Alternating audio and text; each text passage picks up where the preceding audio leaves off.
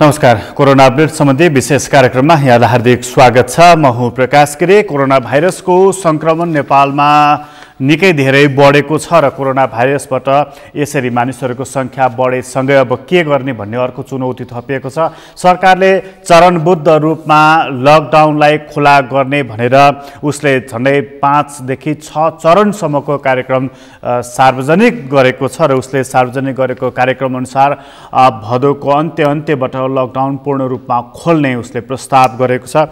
सरकारको यो 5 देखि 6 चरणसम्मको कार्यक्रममा पुग्नुभन्दा अगाडि अहिले चाहिँ कोरोना भाइरसबाट संक्रमितहरूको संख्या बढेर 2912 पुगेको छ र मृत्यु संख्या 11 पुगिसकेको छ नेपालमा र अहिलेसम्म निको भएका व्यक्तिहरू 333 जना रहेका छन् भने कोरोना भाइरसबाट अहिलेसम्म आइसोलेसनमा रहेका व्यक्तिहरू 2568 जना रहेका छन्। यी व्यक्तिहरू आइसोलेसनमा रहेका छन् र कतिपय ठाउँमा अब आइसोलेसनमा राख्नको लागि पनि स्थान अभाव भएका खबरहरू पनि आइरहेका छन्। यो खबर आइरहँदाखेरि सरकारले 10 अरब रुपैयाँ कोरोना भाइरस नियन्त्रण गर्नको लागि खर्च गरेको, क्वारेन्टिन निर्माण गर्नको लागि, आइसोलेसन कक्ष निर्माण गर्नको लागि खर्च गरेको कुरा उसले जनाएको छ। तर अहिलेसम्म देशको अवस्था हेर्दाखेरि मानिसहरूको परीक्षणसम्म पनि हुन सकेको छैन। परीक्षणको दर कम हुँदाखेरि सरकारले अब परीक्षणलाई सामान्य अवस्थामा रहेका व्यक्तिहरूको परीक्षण नै नगर्ने भनेर नयाँ खालको नीति लिएको छ। यसले कतै ठुलो अप्ठ्यारो पार्ने त होइन भन्ने प्रश्न पनि देखिएको छ। सुर्खेतमा क्वारेन्टिनमा रहेका व्यक्तिहरूलाई चाँडै नै घर पठाइएको थियो। उनीहरूलाई पुनः सङ्क्रमण भएका खबरहरू आइरहेका छन्। ताजा खबरकै कुरा गर्ने हो भने स्याङ्जामा 10 जना व्यक्तिहरू पुनः सङ्क्रमित भएको खबर आएको छ भने कास्कीमा 3 जना व्यक्तिहरू सङ्क्रमित भएको खबर आएको छ र यसरी सङ्क्रमण फैलिएको छ। सङ्क्रमितहरूको सङ्ख्या पनि बढिरहेको छ र यो क्रम रोकिएको छैन। हिजो अस्ति 1-2 जना 20 जना 10 जनामा सङ्क्रमण हुन्थ्यो भने अहिले एकैचोटि 200-300 जना व्यक्तिहरूमा सङ्क्रमण फैलिरहेको छ। यसले क्वारेन्टिनहरू भरिभराउ बनाइदिएको छ, आइसोलेसन कक्षहरूको अभाव बनाइदिएको छ र यसलाई कसरी नियन्त्रण गर्ने भन्ने चुनौती पनि थपिदिएको छ। यो चुनौतीको सामना हामीले गर्नु परेको छ र सरकारले अब चुनौतीको सामना कसरी गरिन्छ उसको एउटा राम्रो रणनीति पनि जरुरी परेको छ। यो रणनीति राम्रो नबनिएको भनेर पनि आलोचना बनिरहेको छ। जस्तो सरकारले लकडाउन गरेको तर केवल लकडाउन गरेर मात्रै बसेको, त्यसदेखि बाहेक लकडाउनसँगै अर्को उपायहरू अपनाउनु पर्ने थियो। त्यो उपायहरू उसले नअपनाएको भनेर पनि सरकारमाथि प्रश्न तेर्स्याउन थालिएको छ र यो प्रश्नको जवाफ सरकारले भरपर्दो ढङ्गबाट दिइसकेको छैन। कोरोना भाइरसको सङ्क्रमण नेपालमा अहिले जसरी फैलिरहेको छ यो सङ्क्रमण मूलतः भारतबाट नेपाल प्रवेश गरेका मानिसहरूमा सङ्क्रमणको दर देखिएको छ र अहिले सरकारले भारतबाट नेपाल प्रवेश गरेका व्यक्तिहरू मात्र होइन अन्य देशबाट पनि नेपालमा मानिसहरू ल्याउन थालेको छ र ती मानिसहरूलाई कसरी क्वारेन्टिनमा राख्ने, उनीहरूको परीक्षण कसरी गर्ने भन्ने अर्को पनि चुनौती थपिएकै छ। अहिलेसम्म करिब 50,000 मानिसहरूले नेपाल फर्कन चाहेको भनेर आवेदन भरेको सरकारले त्यो सूचना सार्वजनिक गरेको छ। यसकारणले कोरोना भाइरसको सङ्क्रमणको चुनौती थपिएको छ। यो चुनौतीलाई सामना गर्ने कसरी, एकातर्फ लकडाउन खुल्ला गर्नुपर्छ भन्ने दबाव छ र यहाँनिर खास गरी व्यवसायीहरूले बढी दबाव दिएका छन् किनभने उनीहरूलाई पनि सरकारले दबाव दिएको छ कि कर छिट्टो तिर भनेर। व्यवसायीहरूले जब व्यापार भएको छैन, बजारमा गएको पैसा उठेको छैन भने कर कसरी तिर्ने भनेर उनीहरूले प्रश्न खडा गरिदिएका छन्। त्यसैले सरकार अलिकति आत्तिएको छ, चरणबद्ध रूपमा लकडाउन खुला गर्ने दिशातर्फ सरकार गएको छ र सङ्क्रमण बढ्ने लकडाउन खुल्ला हुने यो खालको स्थितिले अर्को खालको सङ्क्रमण अर्को खालको डर ल्याउँछ कि यो चिन्ता पनि थपिएको छ। हामी कोरोना भाइरसको सङ्क्रमणको बारेमा कुरा गर्न गइरहेका छौँ। एकछिन हामी कास्की पोखरातर्फ लाग्नेछौँ। पोखरामा हाम्रा सहकर्मी तुलसीराम सुवेदी हुनुहुन्छ। उहाँसँग कास्कीको अवस्थाको बारेमा कुराकानी गर्नेछौँ। तुलसीजी, हजुर प्रकाशजी, जस्तो कास्कीमा पनि कोरोना भाइरसको सङ्क्रमितहरूको सङ्ख्या देखिएको छ, अझै पनि 3 जनामा देखियो भनेको छ। अरू विवरण के छ तुलसीजी? अहिले समग्रमा चाहिँ गण्डकी प्रदेशमा चाहिँ अहिले 75 सङ्ख्या पुगिरहेको अवस्था छ प्रकाशजी। अनि स्याङ्जा, बागलुङ, नवलपुरमा चाहिँ सङ्क्रमण पहिले थपिएको थियो, अहिले फेरि कास्कीमा पनि सङ्क्रमण थपिएको छ। अलिकति त्रसित बनाइरहेको अवस्था छ अहिले कास्कीमा। अहिलेसम्म चाहिँ कास्की पोखरै थियो, मानिन्थ्यो। अनि जस्तो यो अहिले जुन तपाईँले भन्नु नि अलिकति सुरक्षित नै थियो, अहिले चाहिँ सङ्क्रमण देखिएको छ भनेर, अहिले जो मानिसहरूमा सङ्क्रमण देखा परेको छ पछिल्ला दिनहरूमा, त उनीहरूमा कसरी सङ्क्रमण देखिएको रहेछ, के जानकारी छ तपाईँलाई? अवश्य पनि प्रकाशजी, यो जति पनि भारतबाट आउनुभएका विभिन्न गाउँ अथवा नगरपालिकाका बासिन्दाहरू हुनुहुन्छ नि, उहाँमा चाहिँ सङ्क्रमण चाहिँ देखिएको छ। यहाँ चाहिँ जो यही नेपालमै अथवा कास्कीमै रहेका व्यक्तिहरूमा भने खासै त्यसरी देखिएको अवस्था त छैन। र अहिले भर्खर आज भने अब कास्कीका चाहिँ रूपा गाउँपालिकाका 23 र 32 वर्षीय पुरुषमा र पोखरा महानगरपालिका एकजना चाहिँ 59 वर्षीय पुरुषमा पनि कोरोना सङ्क्रमण देखिएको आज पुष्टि भएको छ। यसमा चाहिँ विशेष गरी यो जब इन्डियाबाट नै यहाँ आएका अथवा ल्याइएका उहाँ अथवा रोजगारीका क्रममा गएर यहाँ आएका व्यक्तिहरूमाबाट चाहिँ यो सङ्क्रमण भइरहेको अवस्था छ। उहाँहरू नै विशेष गरी चाहिँ भारत गएर आएका व्यक्तिहरूमा देखिएको अवस्था छ। अनि जस्तो भारतबाट आएका व्यक्तिहरूमा नै कोरोना भाइरसको सङ्क्रमण देखिएको छ, ती व्यक्तिहरूलाई जस्तो क्वारेन्टिनमा चाहिँ कसरी राखेको छ, क्वारेन्टिनको अवस्था कस्तो छ त्यो कास्कीमा? कास्कीमा विभिन्न गाउँपालिकाहरूमा पनि आफ्नो तरिकाले क्वारेन्टाइनको व्यवस्था गराएको छ। अनि पोखरा महानगरले पनि छुट्टै यो क्वारेन्टाइनको व्यवस्था बनाएको छ। त्यसमा चाहिँ कतिपय कुरामा के हुँदो रहेछ भने प्रकाशजी, जब जानकारी बेगर आएकाहरू हुन्छ, लुकी छिपी आएकाहरूको त त्यो अब यसरी चाहिँ उनी कुरै भएन। प्रत्येक टोलले यसरी नआएको व्यक्तिको बारेमा जानकारी दिए हुने हो, नत्र भने लुकी छिपी पनि धेरै आएका छ। र जानकारी अब आउँदाखेरि कमसेकम चाहिँ नाकाबाट अब भनौँ न वैधानिक तरिकाले आउने व्यक्तिहरूकोमा हकमा चाहिँ त गाउँ तथा नगरपालिकाले आफ्नो क्वारेन्टाइनमा राख्ने व्यवस्था गरेको छ। कतिपय अवस्थामा लुकी छिपी पनि अब बुटोलबाट पोखरा आउन पनि खासै धेरै समय नहुने, साधनमा राति पनि आउने अवस्था छ। दिनमा चाहिँ त प्रहरी प्रशासनले केही चेक जाँच केही कडा बनाए पनि रातिमा आउने अवस्था पनि छ। यो अनि त्यसरी आएका व्यक्तिलाई नि तुलसी जस्तो अब तपाईँले भनेको अनुसारै कोही रातिमा आउन सक्ने भए, बिहानमा अथवा प्रशासनको आँखा छलेर आउन सक्ने भए, ती मानिसहरू त स्थानीय आफ्नो गाउँ घरसम्म पुग्नेछन्। ती मानिसहरूलाई स्थानीय व्यक्तिहरूले त पहिचान गर्छन् नि त, होइन? त्यसरी आएका मानिसलाई क्वारेन्टिनमा बस, चेक जाँच गर भनेर त उनीहरूले भन्न सक्छन्, स्थानीय तहले पनि भन्न सक्छ, त्यसो भनिएको छैन? छ अवश्य पनि छ प्रकाशजी। यो जति पनि आएको छ छिमेकीहरूले थाहा पाएसम्म चाहिँ उहाँले चाहिँ छिमेकीहरूबाट नै यो वडामा जानकारी हुन्छ। अनि वडाहरूले चाहिँ आफ्नो वडामा कति क्यापेसिटीको छ वडामा त्यही अनुसार चाहिँ उहाँलाई चाहिँ उहाँको तथ्य अब उहाँको स्वास्थ्य परीक्षण गर्ने व्यवस्था पनि गराइएको छ, मिलाएको छ। अनि थाहा पाएसम्म जति पनि व्यक्ति यसो थाहा पाएसम्मका व्यक्तिहरूलाई त उहाँले चाहिँ गएर गाउँपालिका अथवा चाहिँ वडाका नगरपालिकाको वडाबाट पनि गएर उहाँलाई चाहिँ त्यो स्वास्थ्यको बारेमा चाहिँ उहाँको परीक्षण पनि गर्ने र उहाँलाई चाहिँ क्वारेन्टाइनमा राख्ने व्यवस्था चाहिँ भएको छ।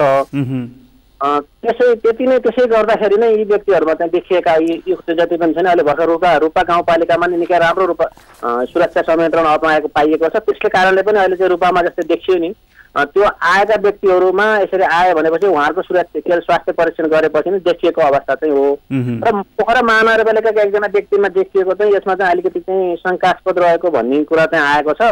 यो सायद छिटै नै खोल्ला यो कुरो कसरी उहाँमा चाहिँ आयो भन्ने कुरो चाहिँ उहाँ चाहिँ यहीँको व्यक्ति हो भन्ने कुरो चाहिँ भनिएको छ, तर यथार्थ के हो भन्ने कुरो त्यति जानकारी भएको छैन। अनि जस्तो तपाईँले जुन भन्नुभयो नि अहिले चाहिँ अब सङ्क्रमण भएको छ, सङ्क्रमितहरू पनि देखिएका छन्, अनि जस्तो त्यहाँ अब तयारी चाहिँ के भइरहेको छ? जस्तो परीक्षण भएको छ, क्वारेन्टिनमा राखिएको छ, जो व्यक्तिहरूलाई सङ्क्रमण भएको छ उनीहरूलाई त आइसोलेसनमा राख्नुपर्ने हुन्छ। आइसोलेसन कक्षहरू चाहिँ पर्याप्त छ कास्कीमा?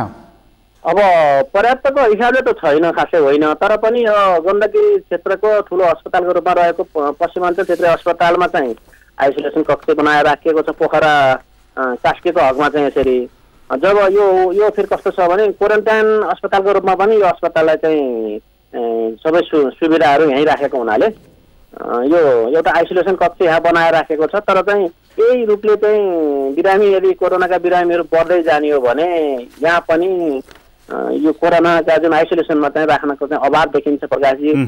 निकै गाह्रो छ अवस्था। अब अनि जस्तो अब यो तपाईँले भने जस्तो अब जब यदि सङ्क्रमितको सङ्ख्या बढ्दै गयो भने आइसोलेसन कक्षहरू अभाव हुन्छ, त्यहाँको स्थिति अलिकति अप्ठ्यारो हुन्छ। प्रदेश सरकारले अरू केही तयारी गरिरहेको छैन? जस्तो चाहिँ के भनेको छ भने यो सङ्क्रमणको सङ्ख्या बढ्न सक्छ भनेको छ। सङ्क्रमितको सङ्ख्या बढ्ने भएपछि त आइसोलेसन कक्ष पनि धेरै चाहियो, परीक्षण गर्ने प्रविधि पनि धेरै चाहियो, त्यसको लागि व्यवस्थापन पनि गर्नु पर्यो। प्रदेश सरकारले केही गरेको भनेको छैन अहिले? प्रदेश सरकारले अवश्य पनि प्रदेश सरकारले चाहिँ त्यस्ता उसमा हकमा चाहिँ जब आइसोलेसन थप्नुपर्ने हकमा चाहिँ केही अस्पतालहरूलाई पनि लिएर चाहिँ उहाँहरू त्यसरी राख्ने व्यवस्था गर्ने भन्ने कुरो चाहिँ भएको छ। जब अब त्यो इक्विपमेन्टको हकमा भने चाहिँ अहिले खास त्यस्तो तत्कालीन केही कुराहरू चाहिँ आएको चाहिँ पाइएको छैन। अब पोखराको हकमा गण्डकी प्रदेशको हकमा हेर्दाखेरि यहाँ कोरोना परीक्षणको लागि चाहिँ 2टा PCR मेसिन, एउटा पुरानो यहीँ यथावत रहेको PCR मेसिन अहिले त्यसलाई चाहिँ काम चलिएको छ। पहिला त बन्द थियो, त्यो अहिले चलाइएको छ भने दोस्रो एउटा नयाँ ल्याइएको छ यहाँ यो। र अनि बागलुङमा पनि एउटा राखिएको छ, के अरे कोरोना अस्पतालको रूपमा चाहिँ बागलुङ अस्पताल राखिएको छ गण्डकी प्रदेशको हकमा। पोखरामा त्यसै 2टा मेसिनले चाहिँ पोखरामा चाहिँ परीक्षण भइरहेको छ। एउटा मेसिन मात्रै ठुलो कुरा पनि भन्दा पनि ती बिरामीहरू जब सङ्क्रमित भएका बिरामीहरूलाई चाहिँ एकदम ठुलो राख्नु पनि जोखिम चाहिँ बढिएको छ।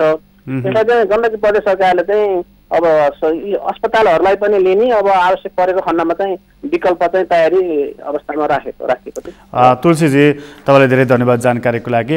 हाम्रा सहकर्मी तुलसी सुवेदी हुनुहुन्थ्यो पोखराबाट। पोखरामा हामीले कुराकानी गरिरहेका थियौँ कि जस्तो त्यहाँ पनि सङ्क्रमितहरूको सङ्ख्या बढेको छ र खास गरी भारतबाट आएका व्यक्तिहरूमा यो सङ्क्रमणको सङ्ख्या देखिएको छ। यसरी सङ्क्रमितहरूको सङ्ख्या बढेसँगै एउटा चुनौती थपिएको छ। एउटा त परीक्षणको मात्रा बढाउनु पर्ने चुनौती थपिएको छ। दोस्रो सङ्क्रमित व्यक्तिहरूलाई आइसोलेसनमा राख्नुपर्ने हुन्छ, त्यसले गर्दा आइसोलेसन कक्षको पनि सुधार गर्नुपर्ने, त्यसको क्षमता बढाउनु पर्ने त्यो खालको अवस्था रहेको छ। र त्यो अवस्थाको लागि प्रदेश सरकार, स्थानीय तह सबै जुट्नुपर्ने, सङ्घीय सरकार पनि जुट्नुपर्ने अवस्था आइरहेको छ। यो बेलामा कास्कीले अलिकति सुरक्षित ठानेको थियो आफूलाई, तर जब भारतबाट फर्कनेहरूको सङ्ख्या नेपालमा बढ्न थाल्यो, त्यो सङ्क्रमितहरूको व्यक्तिहरूको सङ्ख्या बढ्ने बित्तिकै सङ्क्रमितहरूको सङ्ख्या पनि त्यसमार्फत बढेको कुराहरू आइरहेको छ।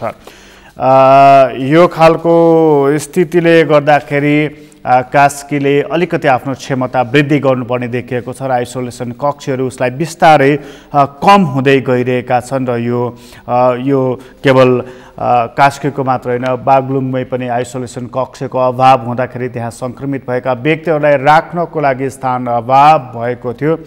यो खालको अवस्था देखिएको छ। यो कास्कीको अवस्था हो। कास्कीपछि हामी एकछिन स्याङ्जातर्फ लाग्नेछौँ। स्याङ्जामा पनि सङ्क्रमितहरूको सङ्ख्या देखिएको छ र त्यहाँ फेरि एकैपटक 10 जना व्यक्तिहरूमा कोरोना भाइरसबाट सङ्क्रमितहरूको सङ्ख्या देखा परेको छ। स्याङ्जाको वालिङमा पनि यो सङ्ख्या देखिएको छ। क्वारेन्टाइनमा बस्दै आएका व्यक्तिहरूलाई यो अवस्था देखिएको। यसरी मतलब जब भारतबाट आएका व्यक्तिहरू आफ्नो आफ्नो ठाउँमा फर्कन थालेका छन्, ती फर्किन थालेका मानिसहरू जहाँ जहाँ पुगेका छन् त्यहाँ परीक्षण हुँदाखेरि ती मानिसहरूमै सङ्क्रमण देखिएको र त्यही क्रममा स्याङ्जामा पनि सङ्क्रमण देखिएको। स्याङ्जाले पनि आफूलाई सुरक्षित ठानेको थियो, किनभने त्यहाँ कोरोना भाइरसबाट सङ्क्रमितहरूको सङ्ख्या देखिएको थिएन, तर अहिले त्यहाँ पनि कोरोना भाइरसबाट सङ्क्रमितहरूको सङ्ख्या देखिन थालेको छ। यसपछि स्याङ्जाले के विधि अपनाउँदैछ, के तरिका अपनाउँदैछ, यो कुरा चाहिँ उसले सोचिरहेको छ। हामी त्यसतर्फ कुराकानी गर्नेछौँ। स्याङ्जाको सङ्क्रमितहरूको सङ्ख्या 23 पुगेको छ र त्यो सङ्क्रमितहरूको सङ्ख्या 23 पुगिसकेपछि स्याङ्जाले के गर्दैछ र उसले अन्य उपायहरू कस्तो अपनाउँदैछ, हामी स्याङ्जामा कुराकानी गर्दैछौँ। स्याङ्जामा हाम्रा सहकर्मी श्रीकृष्ण सिग्देल हुनुहुन्छ। श्रीकृष्णजी। हजुर प्रकाशजी। जस्तो अब यो स्याङ्जामा पनि एकै दिन 10 जनामा कोरोनाको सङ्क्रमण देखियो, 23 जना सङ्क्रमितहरूको सङ्ख्या पुग्यो भनेको छ, वालिङमै रहेको क्वारेन्टाइनमा पनि देखियो भनेको छ। अब जस्तो हिजो अस्ति अलिकति सुरक्षित ठानेको थियो आफूलाई स्याङ्जाले, अहिले सङ्क्रमितको सङ्ख्या बढेपछि स्याङ्जाले चाहिँ के गर्दैछ? जस्तो परीक्षणको मात्रा के गर्दैछ, अनि सङ्क्रमित भएर पुष्टि भइसकेका मानिसहरूलाई आइसोलेसनमा राख्नको लागि उसले कस्तो खालको व्यवस्थापन गरेको छ? यो स्याङ्जालाई चाहिँ कोरोना मुक्त जिल्ला बनाउने अभियानमा यहाँका जनप्रतिनिधि, यहाँको स्थानीय प्रशासनहरू, यहाँका चाहिँ जति पनि सामाजिक संस्थामा लागेका अगुवा सामाजिक कार्यकर्ताहरू चाहिँ सबै लागिरहेकै अवस्थामा रहँदै पनि स्याङ्जामा एकाएक यो भारतबाट नागरिकहरू भित्रिसकेपछि कोरोना सङ्क्रमणहरू देखिन थालेको छ। यो कोरोना सङ्क्रमितहरू देखिन सुरु भएदेखि नै अहिले लगभग यो 2 साताभित्रै चाहिँ 23 जना चाहिँ सङ्क्रमितहरू पुगेका छ। आज बिहान मात्रै हामीलाई गण्डकी यो स्वास्थ्य निर्देशनालयले दिएको जानकारी अनुसार स्याङ्जाको वालिङमा क्वारेन्टाइनमा बसेका जुन भारतबाट आएका नागरिकहरू मध्ये 42 जनाको यसको स्वाब परीक्षण गरिएको थियो, PCR-बाट त्यो परीक्षणका लागि त्यहाँ पठाइएको थियो। ती मध्ये चाहिँ 8 जनामा चाहिँ कोरोना सङ्क्रमण देखिएको भन्ने जानकारी हामीलाई पाएका छौँ भने अर्को हरिनाथ गाउँपालिकामा भारतबाटै आएका नागरिकहरू क्वारेन्टाइनमा बसेर त्यहाँ पनि 2 जना गरेर चाहिँ 10 जना आज मात्रै थपिएको अवस्था छ। र यो 10 जना थपिसकेपछि स्याङ्जामा अहिले कोरोना सङ्क्रमणको सङ्ख्या 23 पुगेको छ। यो 23 पुगिसकेपछि पनि हिजो मात्रै पनि जिल्ला प्रशासन कार्यालय स्याङ्जाले यो जुन निषेधाज्ञा जारी गरेको थियो अघिल्लो पटक पनि त्यसैलाई नै कार्यान्वयन हुने गरी र त्यसैलाई लागू हुने गरी चाहिँ फेरि हरेक बजारहरूमा हरेक चोकहरूमा चाहिँ माइकिङको अवस्था चाहिँ यो लकडाउनलाई उल्लङ्घन नगर्नका निम्ति र घर घरमा बस्नका निम्ति चाहिँ आग्रह गर्दै माइकिङको व्यवस्था पनि गरेको छ र माइकिङ गरिएको पनि छ। र यो सङ्क्रमणको सङ्ख्या बढिसकेपछि चाहिँ स्याङ्जामा भने अलिकति पछिल्लो समय अलिकति सन्तास फैलिएको हो कि भन्ने खालको चाहिँ देखिएको छ। जस्तो अब यो सन्तास त फैलियो श्रीकृष्णजी, अनि जस्तो सङ्क्रमितको सङ्ख्या पनि 23 पुगेको छ। अब क्वारेन्टाइनमा रहेका व्यक्तिहरूमा सङ्क्रमण देखिएपछि उनीहरूलाई आइसोलेसनमा राख्नुपर्ने हुन्छ। आइसोलेसन कक्षको अवस्था चाहिँ कस्तो छ स्याङ्जाको? स्याङ्जामा आइसोलेसन त्यो यो अब किनभने पहिला त अब कोरोना मुक्त नै जिल्ला भयो भन्ने हिसाबमा चाहिँ आइसोलेसनको खासै प्रति चासो नदिएर चाहिँ क्वारेन्टिनतिर मात्रै चाहिँ चासो यहाँ दिएको अवस्था थियो र पछिल्लो समय यो कोरोना सङ्क्रमणहरू बढ्न थालिसकेपछि यो जिल्ला अस्पतालमा मात्रै 10 वटा बेडहरू थिए र त्यहाँ यो वार्डिङमा देखिएका 5 जनाको त्यहाँ स्वास्थ्य उपचार भइरहेको थियो र यो पछि फेरि यो अलिकति विवादास्पद रूपमा अर्को पालिकाको हाम्रो पालिकामा किन ल्याउने भन्ने विवादास्पद खालका चाहिँ कुरा आइसकेपछि अहिले कालिका सामुदायिक अस्पताल जो भिरकोटमा पर्छ त्यो एउटा समुदायले नै सञ्चालन गरेको हस्पिटल भएका कारणले त्यहाँ चाहिँ करिब 100 वटा आइसोलेसन कक्षसम्म बनाउन सकिने भन्ने खालको त्यहाँ निरीक्षण पछाडि अहिले 50 बेडको आइसोलेसन त्यहाँ निर्माण गरिएको छ र जति पनि अहिले सङ्क्रमितहरू त्यहाँ देखिएको छ त्यसलाई ती सङ्क्रमितहरूलाई चाहिँ त्यही भिरकोटको त्यो कालिका सामुदायिक अस्पतालमै लगेर त्यहाँ उपचारका लागि त्यहाँ लगिएको छ। आज मात्रै पनि यो 8 जना वार्डिङबाट देखिएको 8 जना पनि त्यो सामुदायिक कालिका हस्पिटलमै लगियो भन्ने खालको हाम्रो नगर स्वास्थ्य प्रमुख कमल पाण्डेले हामीलाई भर्खरै जानकारी दिनुभएको छ भने हरिनाथ गाउँपालिकाको पनि त्यही सामुदायिक हस्पिटल जुन त्यो भिरकोटमै रहेको त्यही नै ल्याएर त्यही उपचार गराउने भनेर भनिएको छ र त्यो अहिले वालिङ यो भिरकोटमा रहेको सामुदायिक यो कालिका हस्पिटलमा चाहिँ त्यहाँ चाहिँ सीसी क्यामेरा जडान गरिएको छ। त्यहाँ बस्ने आइसोलेसनमा उपचाररत भइरहेका बिरामीहरूलाई चाहिँ फेसबुक चलाउन पाउने अथवा इन्टरनेटको सुविधा पनि दिने त्यो खालको एउटा अवस्था छ भने अर्कोतर्फ त्यहाँनिर एउटा अर्को समस्या के पनि आइरह्यो भने यो पनि जानकारी गराइहालौँ। त्यहाँ जति पनि सङ्क्रमितहरू त्यहाँ यो कोरोना सङ्क्रमित देखिएपछि त्यहाँ लिएर गइसकेपछि त्यहाँ अलिकति उनीहरूलाई खाना खाने व्यवस्थामा चाहिँ अलिकति कठिनाइ समस्या देखियो। यो किनभने कोरोना सङ्क्रमितको नजिक पुग्दाखेरि कोरोना सर्छ भन्ने खालका त्यस्ता खालका चाहिने यो सोचले गर्दाखेरि त्यहाँ कसैले पनि खाना लैदिने बाटोमा चाहिँ सिर्जना नभएपछि अस्ति भर्खरै मात्रै प्रमुख जिल्ला अधिकारी र जिल्ला प्रहरी कार्यालयका प्रमुख अनि जिल्ला रेड क्रस सोसाइटी का मन्त्री लगायत यो राष्ट्रिय अनुसन्धान सबैको सुरक्षा समितिले त्यसलाई अनुगमन गरिसकेपछि त्यो एउटा समस्याको निदान भएको भन्ने जानकारी हो। तपाईँले जस्तो यो खानाको कुरा गर्नुभयो, जस्तो यो आइसोलेसन कक्षमा रहेका मानिसहरूलाई अब सर्छ के भनेर खाना त नलगिदिनु भयो, अहिले चाहिँ समाधान कसरी भयो त अनि त्यो त्यहाँ त्यही त त्यो त्यसमा चाहिँ अहिले पछिल्लो जो निरीक्षणमा प्रमुख जिल्ला अधिकारीको नेतृत्वमा आएको टोलीले चाहिँ त्यहाँ अनुगमन गरिसकेपछि र ती बिरामीले त्यो खालको गुनासो त्यहाँ सुनाइसकेपछि त्यहाँ कम्तीमा त्यो सरकारले पैसा नदिए पनि अब हामीले दिन्छौँ भन्ने खालको रेड क्रसका मन्त्रीले नै त्यहाँ सम्झाइ बुझाइ गरिसकेपछि एकजना पुरुषले हुन्छ भन्ने खालको अवस्था चाहिँ उहाँले चाहिँ जाहेर गरिसकेपछि मात्रै त्यो खानाको सुविधा भएको छ भन्ने खालको आएको छ। अहिलेसम्म त्यो दिन मात्रै त्यो गुनासो आए पनि पछिल्लो समय भने त्यो गुनासो आएको छैन। अब यो आजबाट पनि यो सङ्क्रमित बढिसकेपछिको अवस्था पनि के हुन्छ यसलाई भने हामीले चाहिँ अब हेर्नुपर्ने नै हुन्छ। अनि जस्तो अब यो सङ्क्रमितको सङ्ख्या बढेको आइसोलेसनको कुरा त तपाईँले गरि नै हाल्नुभयो, अनि जस्तो भारतबाट आउने व्यक्तिहरूको सङ्ख्या त अझै पनि पक्कै पनि होला त, उनीहरूलाई राख्नको लागि क्वारेन्टाइन भवन चाहिँ पर्याप्त छ स्याङ्जामा?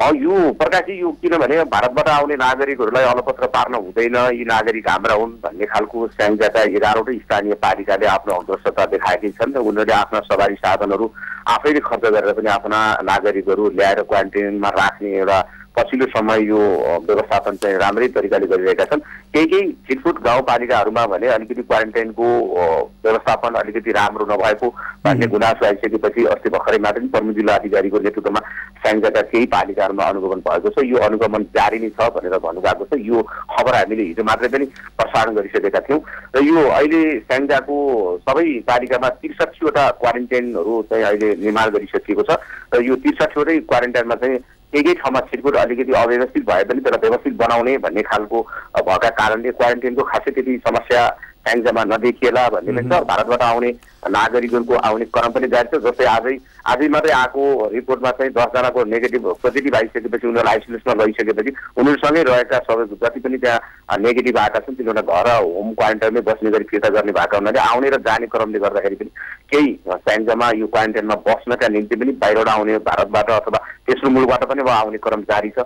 त्यसले गर्दाखेरि त्यति असुविधा नहोला भन्ने अहिलेसम्मको अनुमानमा असुविधा नहोला भनेर चाहिँ भन्न सकिन्छ प्रकाशजी हामीले। अनि जस्तो अब त्यो क्वारेन्टाइनमा रहेका व्यक्तिहरूको त आरटिटी परीक्षण गरिन्छ, कतिपयलाई चाहिँ अहिले जस्तो परीक्षण गर्दाखेरि नेगेटिभ देखिएका मान्छेहरू त्यहाँबाट निस्केर गइसकेपछि पनि पोजिटिभ भएका कैयौँ उदाहरण छन्, सुर्खेतकै पनि त्यो उदाहरण छ, अन्यत्र पनि छवरी छ।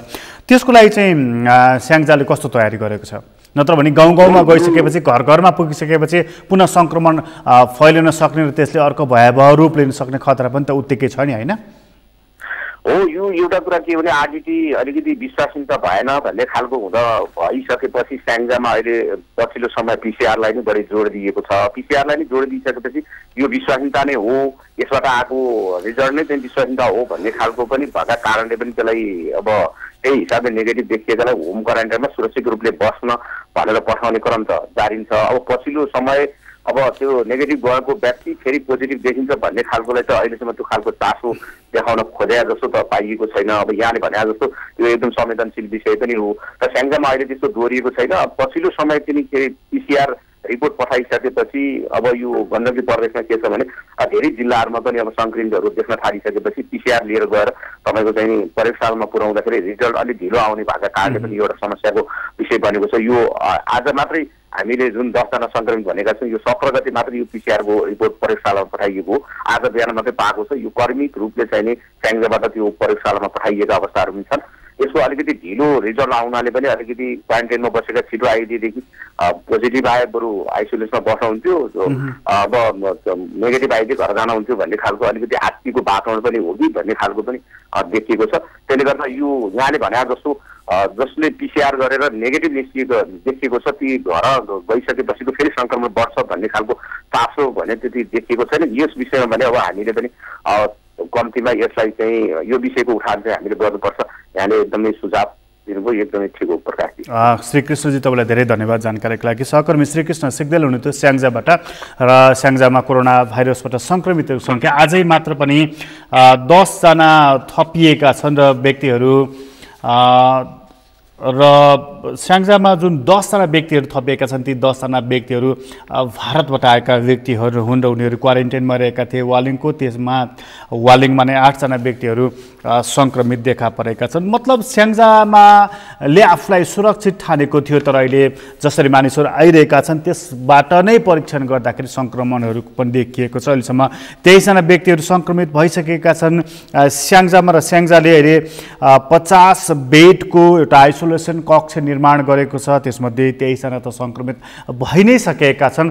बाँकी व्यक्तिहरू पनि आउने क्रम जारी नै रहेको छ, परीक्षण पनि जारी नै रहेको छ। र परीक्षणको सन्दर्भमा एउटा कुरा भन्नै पर्ने हुन्छ, स्याङ्जाले आज जुन 10 जना व्यक्तिहरू संक्रमित देखिएका छन् ती व्यक्तिहरूको स्याम्पल टेस्ट गर्नको लागि जेठको 17 गते पठाइएको थियो, तर बल्ल आज रिपोर्ट आएको छ र उनीहरूलाई कोरोना भाइरस लागेको छ भनेर 1 हप्तापछि रिपोर्ट आएको छ। 1 हप्तासम्म उनीहरू क्वारेन्टिनमै बसेका थिए, उनीहरू मार्फत अरूलाई पनि सर्यो कि चिन्ता चाहिँ त्यहाँनिर देखिएको छ। यो स्याङ्जाको कुरा थियो। स्याङ्जाको यो खबरपछि हामी एकछिन नवलपरासीतर्फ लाग्नेछौँ। नवलपरासीमा हाम्रा सहकर्मी रामकुमार श्रेष्ठ हुनुहुन्छ, उहाँसँग कुराकानी गर्नेछौँ। रामकुमारजी, हजुर रामकुमारजी।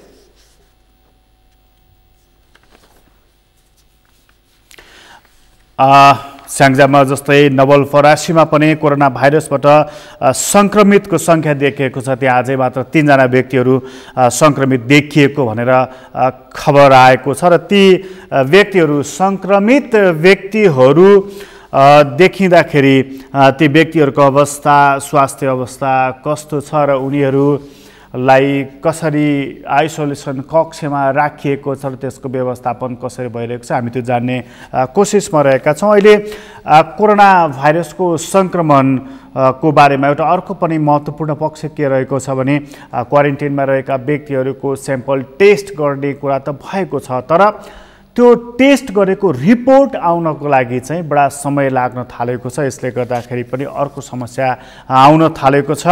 अहिले नवलपरासीमा हामी कुराकानी गरेछौँ, 3 जना संक्रमित देखा परेका छन् आज मात्र पनि, र त्यसपछिको अवस्थाको बारेमा सहकर्मी रामकुमार श्रेष्ठ हुनुहुन्छ। रामकुमारजी। हजुर प्रकाशजी, हामीले थाहा पायौँ कि आजै मात्र पनि त्यहाँ 3 जना व्यक्तिहरू कोरोना भाइरसबाट संक्रमित भएको भनेर खबर आएको छ। बाँकी जानकारी के छ? प्रकाशजी, पूर्वी नवलपरासीको विनय त्रिवेणी गाउँपालिकामा 3 जनामा आज संक्रमण पुष्टि भएको हो। विनय त्रिवेणी गाउँपालिका वडा नम्बर 4 का 18 वर्षीय एकजना किशोर, त्यस्तै गरी 17 वर्षका पुरुष र विनय त्रिवेणी गाउँपालिका वडा नम्बर 3 का 19 वर्षीय पुरुषमा युवामा कोरोना भाइरसको संक्रमण पुष्टि भएको छ। यो सँगै पूर्वी नवलपरासीमा 13 पुगेको छ संक्रमितको संख्या भने विनय त्रिवेणी गाउँपालिकामा 5 पुगेको छ। यसरी हेर्दाखेरि पूर्वी नवलपरासीको विनय त्रिवेणी गाउँपालिका, त्यस्तै गरी बुलिङटार गाउँपालिका, काउसुती नगरपालिका र देवजुली नगरपालिका गरी 4वटा स्थानीय तहमा अहिलेसम्म कोरोना संक्रमण देखिएको छ भने 13 जना मध्ये 1 जनाको उपचार भएर घर फर्किसक्नु भएको छ। 1 जना महिला भने 10 जनाको अहिले उपचार 12 जनाको उपचार चलिरहेको छ। 12 जना मध्ये आज जो संक्रमण भेटिएको छ, आज भेटेका 3 जनालाई यो नयाँ बनाइएको छ कोरोना विशेष हस्पिटल रजहरको प्राकृतिक चिकित्सालयमा त्यहाँ लैजाने तयारी भइरहेको थियो बिहान, र अहिले त्यहाँ लगेर उपचार सुरु भइसकेको छ। नि त्यसै गरी 5 जनाको यो जिल्ला अस्पताल मध्यबिन्दु जिल्ला अस्पतालमा उपचार भइरहेको छ भने 4 जनाको भरतपुरमा रहेको, चितवनको भरतपुरमा रहेको कोरोना विशेष अस्पतालमा उपचार भइरहेको छ। यसरी उपचार भइरहेको छ र अहिलेसम्म हामीलाई हिजो रातिसम्म प्राप्त तथ्याङ्क अनुसार पूर्वी नवलपरासीमा यो आज आएको तथ्याङ्क छोडेर 388 जनाको टेप जाँच गर्दा 368 जनाको चाहिँ नतिजा आएको थियो भने त्यस्तै गरेर अहिलेसम्म करिब त्यस्तै गरेर 100 जनाको अझै रिपोर्ट आउन बाँकी छ। यसरी सरसर्ती हेर्दा यो भारतबाट आएका, आज भेटेका पनि भारतबाट आएका 3 जना हुन् र भारतबाट ल्याइएर क्वारेन्टाइनमा राखिएका हुन् र आजसम्म हेर्दा 13 जना मध्ये 12 जना भारतबाट आएकोमा संक्रमण देखिएको हो भने 1 जना महिला जो रूपन्देही घर भएर पूर्वी नवलपरासीको देवचुली नगरपालिकामा माइत आएर त्यसपछि काठमाडौँ गएको बेला उहाँलाई सङ्क्रमण देखिएको थियो। उहाँलाई भने कहाँबाट कसरी सङ्क्रमण देखिएको त्यो अहिलेसम्म खुलाइएको छैन। पुष्टि कसरी कहाँबाट सरेको भन्ने कुरा खुल्न आएको छैन। नवलपुरको पूर्वी नवलपरासीको अवस्था अहिलेसम्म यस्तो छ। अनि रामकुमारजी, जस्तो यो सङ्क्रमितको भयो, अनि अहिलेसम्म नवलपरासीमा भनौँ पूर्वी नवलपरासीको कुरा गर्दै हुनुहुन्छ तपाईँले, अहिलेसम्म कतिजना मानिसहरू सङ्क्रमित भएका छन्? पूर्वी नवलपरासीमा 13जनालाई सङ्क्रमण देखिएको छ अहिलेसम्म। अघि पनि मैले जानकारी गराएँ। तीमध्ये 1 जना उपचार भएर 1 जना महिला उपचार भएर निको भएर फर्किसकेका छन् भने बाँकी 12 जना चाहिँ उपचारको क्रममा छ। र यो पश्चिम नवलपरासीमा पनि यो सङ्क्रमण देखिरहेको छ। केही दिन अगाडि पनि सङ्क्रमण पुष्टि भएको थियो। बालीनन्दन गाउँपालिका, त्यस्तै गरी सुस्ता गाउँपालिका, रामग्राम नगरपालिका लगायतका क्षेत्रहरूमा त्यहाँ कोरोनाको सङ्क्रमण देखिसकेको छ पश्चिम नवलपरासीमा पनि। र खास गरेर पूर्वी नवलपरासी र पश्चिम नवलपरासी दुवै क्षेत्रमा सीमासँग जोडिएको क्षेत्र भएको कारणले गर्दाखेरि यहाँ दिनानुदिन भारतबाट आएकाहरूलाई नेपाल भित्राउने क्रम जारी रहेकोले सङ्क्रमण दर अझै बढ्न सक्ने देखिन्छ। अनि जस्तो यो अब मानिसहरू भित्रिरहेका छन्, भित्रिँदाखेरि उनीहरूको परीक्षण गर्ने, परीक्षण गरेका मानिसहरूमा सङ्क्रमण पनि देखिने अहिलेसम्म यो ट्रेन्ड देखिएको छ। अनि जस्तो क्वारेन्टाइन, यो भनेको क्वारेन्टाइनको क्षमता त हाम्रो ठुलो बनाउनु पर्ने हुन्छ। नवलपरासीको चाहिँ समग्रतामा हेर्दाखेरि त्यहाँको क्वारेन्टाइनको क्षमता र अवस्था कस्तो छ? अब यसरी बुझ्नुपर्छ यसलाई, जसरी आज मानिलियो 100 जनाको सङ्ख्यामा भारतबाट नेपाल भित्राइयो भने तिनलाई आज कति भित्राउँदैछ सोही अनुसारको तयारी आज नै गरिने र त्यही अनुसारको बेडको व्यवस्था गर्ने गरिएको छ। अहिलेसम्म ठ्याक्कै समस्या देखिएको छैन। स्थानीय तहहरूले आज कति आफ्नो स्थानीय तहमा कतिजना क्वारेन्टाइनमा बस्ने गरेर भित्राउँदैछन् त्यही अनुसारको बेड सङ्ख्या बढाउँदै जाने र क्वारेन्टाइनमा राख्ने गरेको देखिन्छ प्रकाशजी। र खास गरेर पूर्वी नवलपरासीमा समस्या अर्को के छ भने अघि स्याङ्जामा भन्ने जस्तो यो क्वारेन्टाइनमा आएर बसेको 10 देखि 15 दिन नागिसके स्वाब सङ्कलनमा समस्या देखिएको छ। त्यो स्वाब सङ्कलनको लागि आवश्यक पर्ने भिटिएम पर्याप्त मात्रामा नआउँदाखेरि यो अलिक द्रुत गतिमा चाहिँ स्वाब सङ्कलन गर्न कठिनाइ भएको चाहिँ हामीलाई जानकारी आइरहेको छ। अनि जस्तो त्यो स्वाब सङ्कलन गरेर ल्याबमा पठाइन्छ भने रिपोर्ट चाहिँ कति छिटो आउँछ कि त्यहाँ पनि ढिला नै हुने गरेको छ? रिपोर्ट जस्तो हामीले 4 दिन अगाडि यो आज आएको जुन रिपोर्ट छ यो करिब 3 देखि 4 दिन अगाडि आएको रिपोर्टहरू हो। यसरी हेर्दाखेरि जति पठाउने बित्तिकै तुरुन्त आउनुपर्ने हो त्यस्तो कहिलेकाहीँ तुरुन्त आउने गरेको छ भने कहिलेकाहीँ 3-4 दिन कुर्नुपर्ने अवस्था रहेको छ। यहाँ खास गरेर पोखरा र कहिले त्यस्तै गरेर चितवन प्रदेश नम्बर 3 को चितवनमा रहेको प्रयोगशाला, भरतपुर अस्पतालमा रहेको प्रयोगशाला र पोखरा गरेर 2 ठाउँमा पठाउने गरिएको छ। आलो पालो गरेर कहिले कता पठाउने गरिएको छ। त्यसकारण त्यो स्वाबको रिपोर्ट PCR रिपोर्ट आउन त्यति ढिलो त भएको छैन, तर सरसरी हेर्दा कहिलेकाहीँ 3 दिनसम्म लाग्ने गरेको पनि देखिन्छ। अनि जस्तो अब यो एउटा चाहिँ रिपोर्ट आएको कुरादेखि सङ्क्रमणको कुरासम्मको भयो। अनि जस्तो अब यो समय लम्बिएको छ लकडाउनको रामकुमारजी, अनि क्वारेन्टिनको बसाइ पनि मानिसहरूको लम्बिएको छ, परीक्षणमा पनि समय लाग्न थालेको छ। अनि लकडाउन लम्बिने सङ्क्रमण पनि बढ्ने हुँदाखेरि चाहिँ अब जस्तो एउटा दबाब के छ भने लकडाउन खोलौँ भन्ने दबाब पनि छ। त्यहाँ नवलपरासीमा चाहिँ के विषयले बढ्ता प्राथमिकता पाइरहेको छ? लकडाउन खोलौँ भन्ने विषयले कि अब सङ्क्रमण बढिरहेको छ त्यस कारणले अहिले खोल्नुहुन्न भन्ने विषयले? प्रकाशजी अब के देखिन्छ भने नवलपरासीमा लकडाउन हेर्दा बाहिरबाट हेर्दा लकडाउन भएको जस्तो देखिन्छ। खास गरेर जो लकडाउन मानेर घरमै बसेका छन् उहाँहरू चाहिँ घरमै हुनुहुन्छ, त्यसै लकडाउन उल्लङ्घन गरेको देखिँदैन। तथापि केही व्यापारीहरू जो अत्यावश्यक कामले निक्लनेहरू उहाँहरू चाहिँ स्वतन्त्र ढङ्गले निक्लिराख्नु भएको छ। त्यो सडकमा प्रहरी बसेर चेक जाँच गर्ने, आवत जावतमा दुःख दिने त्यस्तो गरिएको छैन। त्यस कारणले यहाँ लकडाउन एक ढङ्गले हेर्दा लकडाउन पालना भएको जस्तो देखिन्छ र अर्को ढङ्गले हेर्दा सडकमा चल्ने सवारी साधन त्यस्तै गरी आम सर्वसाधारणको हिन्दी हेर्दा लकडाउन खुलेको जस्तो पनि देखिन्छ। सरसरी हेर्दा बजार केही आंशिक रूपमा खुलेका छन्, केही पसलहरू खुलेका छन्, केही फेन्सी पसलहरू खुलेका छन्।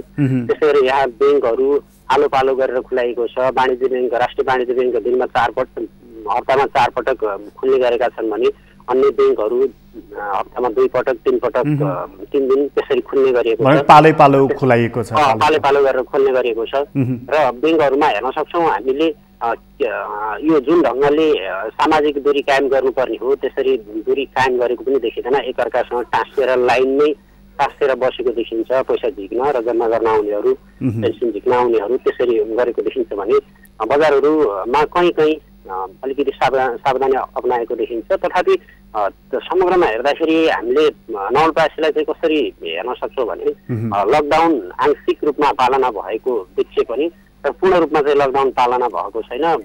अत्यावश्यक कामले हिँड्ने अथवा अन्य कामले हिँड्नेहरू पनि हिँडिरहेका भनौँ न आंशिक रूपमा मात्रै यसको पालना भएको छ। हस् रामकुमारजी, तपाईँलाई धेरै धन्यवाद। हस्, रामकुमार श्रेष्ठ हुनुहुन्थ्यो नवलपरासीबाट, त्यहाँको अवस्थाको बारेमा उहाँले हामीलाई जानकारी गराउँदै दिनुहुन्थ्यो। यसपछि हामी बागलुङतर्फ लाग्नेछौँ। बागलुङमा हाम्रा सहकर्मी छविलाल पाण्डे हुनुहुन्छ, त्यहाँको स्थितिको बारेमा कुराकानी गर्नेछौँ। छविजी, जस्तो बागलुङमा पनि फेरि पनि सङ्क्रमितको सङ्ख्या थपियो भनिएको छ, त्यहाँको ताजा अवस्था चाहिँ के छ छविजी? हजुर, बागलुङको सन्दर्भमा आज बिहान ताराखोला गाउँपालिकामा एकजना क्वारेन्टाइन बस्नुभएको व्यक्तिको पिसिआर परीक्षणमा एकजना थप हुनु भएको छ। यो सँगै अहिलेसम्म बागलुङमा 19 जना कोरोना संक्रमित हुनुभएको अवस्था हो र जसमध्ये 2 जना सुरुवातीमै निको भएर फर्किसक्नु भएको छ भने बाँकी 17 जना अहिले आइसोलेसनमा उपचार गरिराखेको अवस्था छ र 16 जना केही दिन अगाडि नै धवलागिरी अञ्चल अस्पताल बागलुङको आइसोलेसनमा हुनुहुन्थ्यो भने आजका जो संक्रमित हुनुहुन्छ उहाँलाई पनि धवलागिरी अञ्चल अस्पताल पठाइएको छ। तर छविजी एकैछिन रोके तपाईँलाई मैले, जस्तो धवलागिरी अञ्चल अस्पतालमा त हिजो अस्ति पनि तपाईँ हामी कुराकानी गरेका थियौँ, गर्दाखेरि तपाईँले त्यहाँ 12 बेडको मात्रै छ, त्यहाँ सुविधा 12वटा शैय्या मात्रै छ भनेर भन्नुभएको थियो, तर सङ्क्रमितको सङ्ख्या त 17 पुगेको छ, त कसरी व्यवस्थापन गरिएको छ? हजुर, सुरुमा 4 शैय्याको मात्रै थियो सुरुवातीमा, त्यस पछाडि 12 शैय्याको भयो। त्यसले अपुग हुने स्थिति देखिसकेपछि फेरि पुनः त्यसलाई चाहिँ बढाएर 18 शैय्याको बनाएको अवस्था छ अहिलेको परिवेशमा।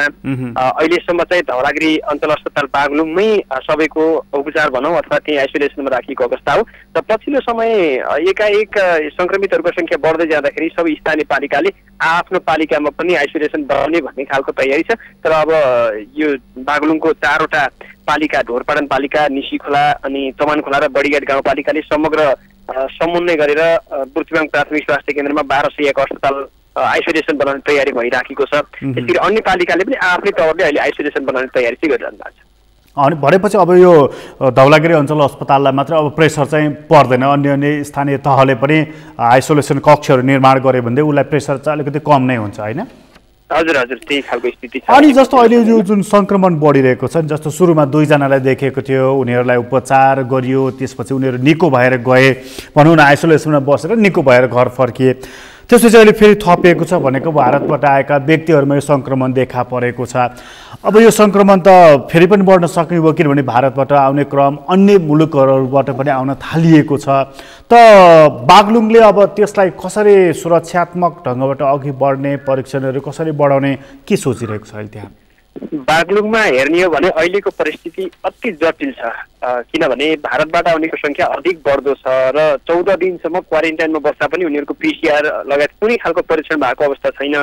जो कोरोनामा जो बस्नु भएको छ क्वारेन्टाइनमा उहाँहरू चाहिँ एक प्रकारले आक्रोशित समेत हुनु भएको छ। 5 दिनमा पिसिआर परीक्षण हुन्छ भनेर सुरुमा आश्वासन थियो, त्यो भएको छैन। अहिलेसम्म मोटामोटी 650 जनाको चाहिँ मात्रै पिसिआर भएको छ र धेरै जसोको रिपोर्ट आउनै बाँकी छ। करिब 1500 सङ्ख्या पुगिसकेको छ अहिलेसम्म जिल्लाभर गरेर भारतबाट आउनेको, र आउने सङ्ख्या चाहिँ बढ्दो रूपमा छ। अहिले मात्रै मैले निसीखोला गाउँपालिकाका एकजना वडाध्यक्षसँग कुराकानी गरेको थिएँ, त्यहाँ चाहिँ करिब 200 जना एउटै वडामा आइसकेपछि सबै विद्यालय भरिभराउ भइसकेपछि, क्वारेन्टाइनमा बनाएका विद्यालय चाहिँ भरिभराउ भइसकेपछि तिरपाल राखेर 140 जना जतिलाई चाहिँ तिरपालमा राख्ने स्थिति भयो भन्ने खालको उहाँले जानकारी दिनुभयो। एकदमै जोखिम र खतराको घन्टी चाहिँ बागलुङमा बजिसकेको छ। अलिकति सचेत हुनुपर्ने स्थिति पनि छ। स्थानीय पालिकाले धेरै मिहिनेत गरेर चाहिँ खटिराखेको अवस्था हो पछिल्लो समयमा, तर राज्यबाटै अलिकति हेलबेक्रै भएको कि भन्ने खालको चाहिँ भान छ। अनि जस्तो यो परीक्षणमा नि जस्तो क्वारेन्टाइनमा राख्नु भने त त्यो त कुनै बन्दी गृह त होइन, जेल त होइन, त्यो छविजी त्यहाँ राखेपछि त उनीहरूको परीक्षण गर्नुपर्ने, उनीहरूलाई मानवोचित व्यवहार त गरिनुपर्ने थियो। अनि 14 दिनसम्म पनि परीक्षण चाहिँ किन नगरिएको, अनि गर्दाखेरि पनि रिपोर्ट आउन चाहिँ ढिला भएको किन रहेछ, केही जानकारी छ? रिपोर्ट यस्तो, अब पछिल्लो समयमा भारतबाट आउनेको सङ्ख्या बढ्दै जाँदाखेरि पोखराबाट मात्रै प्रदेश 4को चाहिँ जुन रिपोर्ट निकाल्ने गरिएको छ, त्यस क्रममा धेरैजनाको चाहिँ पिसिआर परीक्षण भएको कारणले पालो नआएको भन्ने खालको छ र परीक्षणको दायरालाई पनि चाहिँ अलिकति सामर्थ्यले भेटेन भन्ने खालको कुरा छ। र हिजो मात्रै मैले केही चिकित्सकहरूसँग बुझेको थिएँ, अब जुन क्वारेन्टाइनमा बसेका छन् तीमध्ये 1-2 जनाको परीक्षण गर्ने, अन्यलाई चाहिँ होम क्वारेन्टाइनमा पठाउने, जटिल स्थिति भयो भने मात्र ल्याउने भन्ने खालको कुरा पनि आएको थियो। यो गर्दा एकातिर चिकित्सकमा त्रास बढिराखेको छ, अर्कोतिर क्वारेन्टाइनमा 15 दिन 16 दिन बिताइराखेका छन्, उनीहरूलाई चाहिँ झन् भयावह हुने हो कि एकजनाले लाग्दै गर्दा हामीलाई पनि सर्ने कि भन्ने स्थिति छ। अर्कोतिर समाजमा पनि उनीहरूले गर्दाखेरि समाजलाई पनि फेरि अर्को सिटी पुर्याउने कि भन्ने खालको त्रास चाहिँ बढिरहेको छ। छविजी तपाईँलाई धेरै धन्यवाद जानकारीको लागि। हाम्रा सहकर्मी छविलाल पाण्डे हुनुहुन्थ्यो बागलुङबाट। र बागलुङमा बडा एउटा विचित्रको अवस्था के छ भने त्यहाँ सुरुमा 2 जना व्यक्तिहरू सङ्क्रमित देखा परे, तर उनीहरूलाई आइसोलेसनमा राखियो, त्यसपछि उनीहरू निको भएर घर गए। त्यसपछि बागलुङले आफूलाई सुरक्षित महसुस गरेको थियो कि अब कोरोनाको सङ्क्रमण बागलुङमा हुने छैन भनेर। तर भारतबाट जब मानिसहरूको आउने क्रम सुरु भयो त्यसपछि फेरि त्यहाँ सङ्क्रमण देखियो। अहिले 17 जना व्यक्तिहरू पुगिसकेका छन् सङ्क्रमित। उनीहरूलाई धौलागिरी अञ्चल अस्पतालमा आइसोलेसन कक्षमा राखिएको छ र त्यसपछि अन्य स्थानीय तहमा पनि भारतबाट आउने व्यक्तिहरूको सङ्ख्या बढिरहेको छ र त्यो सङ्ख्या बढिरहँदाखेरि उनीहरूलाई क्वारेन्टाइनमा राख्नुपर्नेछ। स्कुलहरूमा क्वारेन्टाइन बनाइएको छ, त्यसले पनि नपुगेपछि त्रिपालमा राखिएको छ। सङ्ख्या बढ्यो, सङ्ख्या बढेपछि परीक्षण कम भयो, परीक्षण कम भएपछि रिपोर्ट आउनको लागि पनि त्यहाँनिर समस्या भएको छ। कसो भने 14 दिनसम्म क्वारेन्टाइनमा बस्दाखेरि पनि उनीहरूको परीक्षण भएको छैन, कतिपयको परीक्षण भएका व्यक्तिहरूको हप्ता दिनसम्म रिपोर्ट आएको छैन। यो अव्यवस्था बागलुङले अहिले भोगिरहेको छ। हामी त्यसपछि तनहुँतर्फ लाग्नेछौँ। तनहुँमा 3 जना व्यक्तिहरू सङ्क्रमित आज भएको भनेर खबर आएको छ र त्यसपछिको अवस्था के छ हामी कुराकानी गर्नेछौँ। हाम्रा सहकर्मी नारायण खड्का हुनुहुन्छ। नारायणजी, आजै मात्र 3 जना व्यक्तिहरू त्यहाँ सङ्क्रमित हुनुभयो भनेर आएको छ खबर। तनहुँको वास्तविक अवस्था के छ? यो आज होइन प्रकाश चाहिँ हिजोको 2 जना, यो हाम्रो गत 18 गते रिसिङ गाउँपालिकाका 18 वर्षीय पुरुष एकजनामा देखिएको थियो भने हिजो बिहान आएको रिपोर्ट चाहिँ यो रिसिङ गाउँपालिकाकै 2 जना 39 र 40 वर्षीय 2 जना पुरुषमा चाहिँ यो कोरोना पुष्टि भएको हो। यो खास यो हिजो नै आएको रिपोर्ट हो, आजको हो। अनि जस्तो अब त्यहाँ अहिलेसम्म सङ्क्रमितको सङ्ख्या 3 पुग्यो होइन त?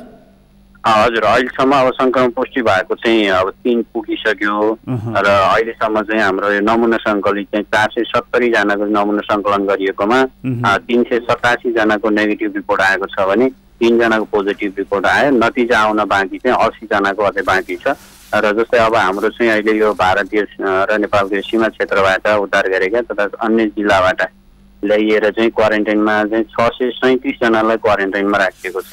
र जस्तै गत यो चैतदेखिको अहिलेसम्मको अवस्थालाई हेर्ने हो भने यो भारत लगायत अन्य मुलुकहरूबाट 1549 जना चाहिँ यो विदेशबाट आएका छन्। तीमध्ये चाहिँ अहिलेसम्म हामीहरूको राखिएको भनेको चाहिँ 470 अहिलेसम्म क्वारेन्टाइनमा बसेका भनेको चाहिँ 637 जना चाहिँ क्वारेन्टाइनमा रहेका छन्। अनि जस्तो यो क्वारेन्टाइनमा 637 जना रहेका छन्, अनि जस्तो उनीहरूलाई चाहिँ कसरी राखिएको छ? क्वारेन्टाइनको अवस्था कस्तो छ?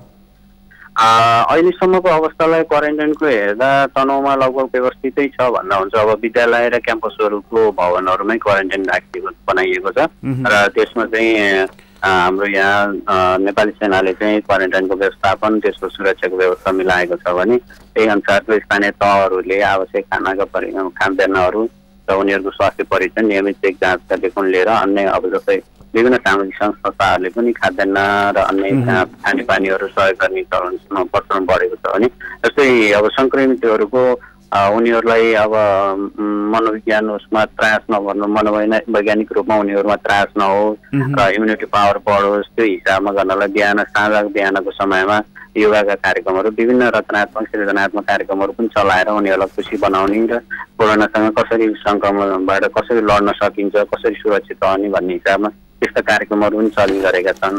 जस्तै अब 3 जना चाहिँ अहिले यो हाम्रो शुक्ला गण्डकी नगरपालिकाको जीपी कोइराला राष्ट्रिय श्वास प्रश्वास उपचार केन्द्रमा त्यहाँ 12 बेड आइसोलेसन तयार गरिएको छ। अहिले त्यहाँ 3 जनालाई राखिएको छ। उनीहरूलाई अब त्यही अनुसारको छ, उनीहरूको अवस्था सामान्य भइराखेको छ र त्यसमा यो आयुर्वेदिक हिसाबबाट पनि त्यहाँ उनीहरूको ट्रिटमेन्टको कार्य अगाडि बढाइएको छ भन्ने सुन्नमा आएको छ। यता जानकारी भएको छैन कसरी हुन्छ। उनीहरूसँग रोगसँग लड्ने प्रतिरोधात्मक क्षमता अभिवृद्धि गर्ने हिसाबमा आयुर्वेदिक औषधिहरू पनि चलाउने कार्य भएको र अवस्था चाहिँ सामान्य कुनै त्यस्तो जटिल अवस्था नभएको कारणले यो अब विशेष गरी संक्रमण चाहिँ देखिएको जति पनि अहिले 3 जना देखिएको छ उहाँहरू चाहिँ भारतबाटै आउनु भएको रोजगारी। अनि जस्तो उहाँहरू भारतबाट आउनु भएको व्यक्तिहरूमा नै संक्रमण देखा पर्यो। एउटा कुरा नि जस्तो स्याङ्जामा अघि हामी कुरा गर्दै थियौँ, त्यहाँ चाहिँ एउटा समस्या के परेछ भने क्वारेन्टाइनमा राखिएका कतिपय व्यक्तिहरू र त्यसपछि आइसोलेसनमा राखिएका व्यक्तिहरू जसलाई कोरोनाको संक्रमण आशंका गरिएको छ, त त्यहाँ खाना खुवाउनको लागि समस्या परेछ क्या। जस्तो कसले खाना खुवाउँदाखेरि पनि संक्रमण हुने हो कि भन्ने खालको एउटा मिसअन्डरस्ट्यान्डिङ त्यहाँ भएको रहेछ। तनहुँले यो समस्या बिहोर्नु परेको छ कि छैन? तनहुँमा चाहिँ अहिलेसम्म त्यो गुनासो चाहिँ सुन्न पाइएको छैन। यहाँ जस्तै अब स्थानीय तहले त्यो अनुसारको व्यवस्थापन गरेका छन्। कुन स्थानीय तहले कुन वडामा त्यो क्वारेन्टाइन छ त्यो वडाको वडा अध्यक्ष र अन्य जनप्रतिनिधिहरू त्यसको अनुगमन गर्ने संयोजनमा त्यो कार्यक्रमहरू चल्ने। विभिन्न सामाजिक सङ्घ संस्था र स्थानीय तहले नै त्यो बजेट व्यवस्थापन गरेर खाद्यान्नको व्यवस्था गरेको छ भने विभिन्न सामाजिक सङ्घ संस्था व्यक्तिहरूले पनि त्यहाँ सहयोग गर्ने क्रम बढेको छ र त्यस्तो अब उनीहरूलाई राम्रै व्यवहार गरिएको छ। त्यस्तो अनि जुन बाहिर सुनिएको छ त्यस्तो जस्तो चाहिँ यहाँ तनहुँमा चाहिँ त्यो देखिएको छैन। अहिलेसम्म उनीहरूलाई सौहार्दपूर्ण कसरी हुन्छ उनीहरूलाई मोटिभेट गर्ने र कोरोनासँग लड्ने, किन आउँदैमा उनीहरू नागरिक सङ्क्रमित भएर आएका त होइनन्। अब रोग लाग्दैमा सबैलाई उनीहरूलाई छिटो दूर गर्नुपर्ने त होइन, यी पनि हाम्रै दाजुभाइ नै हुन् र त्यही अनुसारको रोग सबैलाई लाग्छ, सबैले त्यो झेल्नुपर्छ। यदि उनीहरूलाई अहिले हामीले सेभ गर्न सक्यौँ, सुरक्षित रूपमा राख्न सक्यौँ भने हामी समुदायमा पनि त्यो सङ्क्रमण फैलिन सक्दैन र समुदाय पनि सुरक्षित हुन्छ भने त्यो हिसाबमा चाहिँ यहाँ कार्यक्रमहरू अगाडि बढेको। अनि जस्तो अब लकडाउनको अवधि त बढेको छ तर सङ्क्रमण पनि देखिएको छ, किनभने यसभन्दा अगाडि त तनहुँमा पनि सङ्क्रमण देखिएको थिएन। अहिले जब भारतबाट आएका व्यक्तिहरूमा सङ्क्रमण देखा परे त्यसपछि न तनहुँ पनि सङ्क्रमितको सूचीमा परे भन्दाखेरि अब लकडाउनको अवधि बढ्ने सङ्क्रमितको सङ्ख्या पनि बिस्तारै बढ्दै जाने भनिसकेपछि त्यहाँ चाहिँ अहिले छलफल के भइरहेको छ? लकडाउन खुलाउँ भन्ने छ कि अहिले रोकौँ भन्ने छ, के छ चल्छ? यो अब तनहुँको अब 10औं स्थानीय तह छ। 10औं स्थानीय तहले आफ्नै सेड्युल बनाएर एउटा मापदण्ड बनाएर त्यही अनुसार बजारहरू खुलाइराखेका छन्। कसैले दिउँसोको समय खुलाएका छन् भने कसैले बिहानको, कसैले साँझ, कसैले हप्ताको 2 दिन 3 दिन र अब एउटा बन्दीपुर गाउँपालिकाले अहिले 1 हप्ता पुरै बजार नै सिल गरेर राखेको छ। उसले कुनै पनि खोल्न दिएको छैन अत्यावश्यक बाहेक। यसरी चलिरहेको छ र व्यवसायहरूले चाहिँ अब बजार खोलिदिनुपर्छ। अब बाहिरबाट आउनेलाई सुरक्षित रूपमा क्वारेन्टाइन र सङ्क्रमित देखिएकोलाई आइसोलेसनमा राखेर उनीहरूको उपचार गर्ने र बाहिर जो जनजीवन चाहिँ अस्तव्यस्त भइसक्यो, अब व्यवसाय धराशायीमा भयो, आर्थिक गतिविधि सबै वञ्चित बन्द भएको कारणले आर्थिक गतिविधिलाई चलायमान बनाउनु पर्यो भन्ने हिसाबमा स्थानीय प्रशासन र स्थानीय निकायलाई स्थानीय व्यवसायहरूले चाहिँ दबाब दिने क्रम पनि छ। र तर फेरि केही अब यस्तो पनि छ, अहिले हतार नगरौँ, यसलाई अलिकति संयमित अप्नाउँ, केही दिन पुऱ्याउँ र अलि व्यवस्थित भएपछि अनि खोलाउँला भन्ने कुरो पनि छ। यहाँ चाहिँ लकडाउन चाहिँ टोटली अब त्यस्तै पूर्ण रूपमै लकडाउन भएको भन्ने जस्तो चाहिँ छैन। यहाँ प्रायः दिउँसो या बिहानको समयमा 2-3 घन्टा 2-3 घन्टा लगभग सबै कुराहरू खोलिरहेका छन्। अब बिस्तारै सम्भवतः तनहुँमा अब 3 जना 4 जना भएपछि जति पनि भारतबाट आएका छन् उनीहरूले स्थानीय तहले त्यही हिसाबमा क्वारेन्टाइनमा राखेका कारणले समुदायमा चाहिँ अहिलेसम्म देखिएको छैन। सम्भवतः अब बजारहरू बिस्तारै खोल्ने हुने कि जस्तो छ। अब यहाँ स्थानीय तहले पनि स्थानीय उपलब्ध मजदुरहरूको प्रयोग गरेर विकास निर्माण कार्यक्रमहरू पनि अगाडि बढाइराखेका छन्।